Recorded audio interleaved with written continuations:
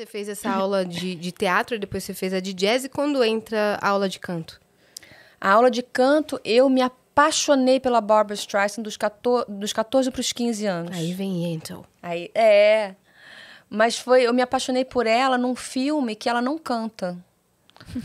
E eu tava numa semana muito intuitiva, assim, eu era era bastante bullied, assediada, como é que fala, bullying em português A gente assédio. fala bullying, Né? Sofria bullying.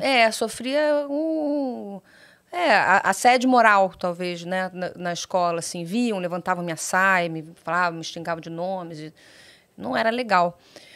Isso na ginásio 2º grau, porque no 1º grau eu era popular e a CDF, sentava na primeira fileira e conhecia todo mundo.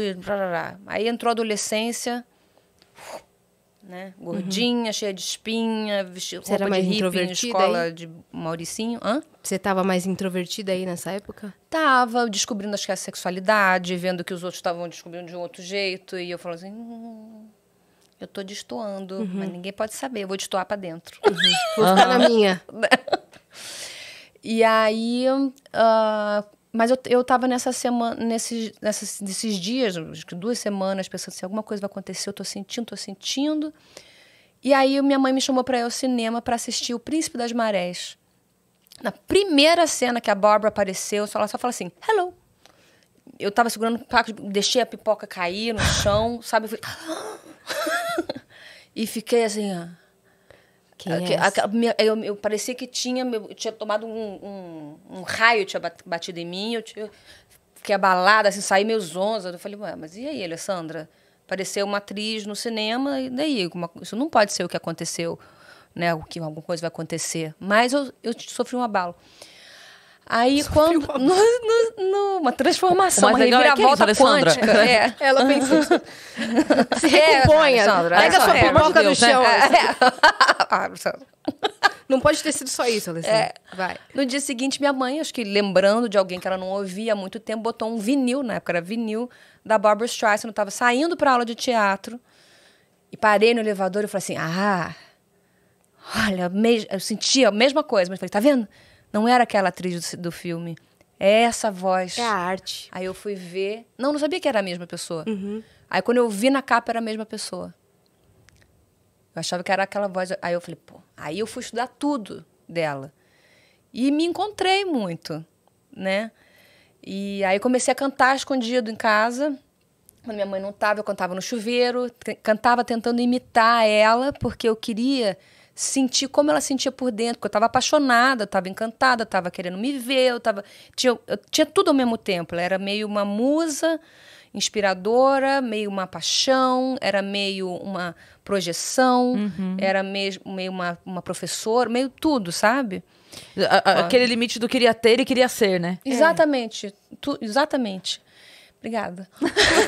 Muito bem pontuado. E aí eu ficava cantando em casa, falei assim, eu não tenho como chegar nela agora. E o tempo que leva para eu chegar numa pessoa que está tão grande assim, ela já vai estar velhinha. Então, eu quero conhecê-la por dentro, já que não vai dar tempo de eu conhecer ela materialmente, eu achava um pouco, né? Ou se der tempo, eu já vou estar preparada, porque eu quero saber, eu quero entender. E aí, eu reproduzia o que eu sentia dela para ter uma relação com o entendimento dela. Começou a viver Barbra Streisand.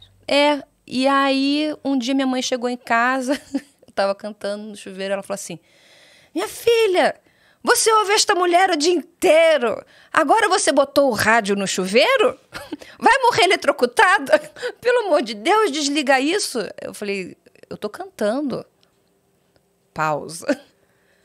Mãe, tô aqui procurando aquela professora de canto, Vera do Canto e Melo, que apareceu no Fantástico ensinando a Marisa Monte, você tem que cantar. Aí eu comecei a fazer aula de canto, fui com a Vera. Maravilhoso. Antes com a Sônia Dumont. Porque ela ouviu a tua voz e entendeu que tinha alguma coisa a mais. Ela achou que era a Barbra. Tava perfeito. Que incrível. Foi assim. Que doideira. E aí eu comecei minha carreira profissional porque eu cantava. Tá. Isso veio antes, então. Profissionalmente, eu comecei fazendo musical, que era tudo ao mesmo tempo. Mas se eu não tivesse descoberto a música por conta da paixão pela Barbra, eu não teria estreado em As Malvadas com um papel escrito para mim por Charles Miller e Cláudio Botelho, que são considerados midas dos musicais. Sim. E... Então ela é minha Esse fada foi madrinha. seu primeiro musical? É. As Malvadas? Foi. E você fazia papel de quem?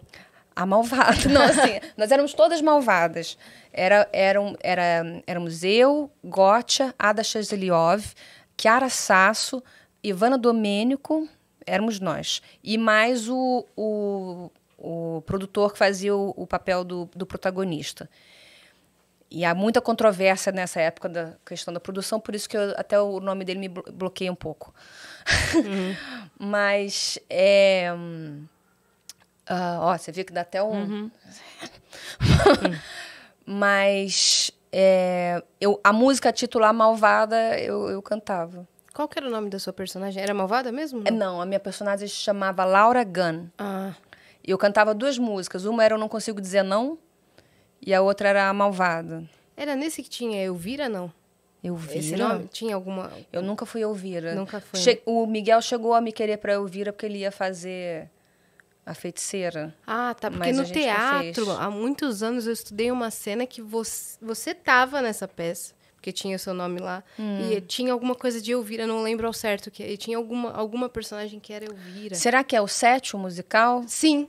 Que eu fazia a Amélia, a protagonista. Isso mesmo. É. Eu estudei 7 também foi escrito para mim por eles. Sim, eu estudei essa cena na minha aula de teatro. Olha... Isso, a Elvira eu acho que era a Rogéria. Isso mesmo, era isso mesmo. Aí tinha a Madalena, não.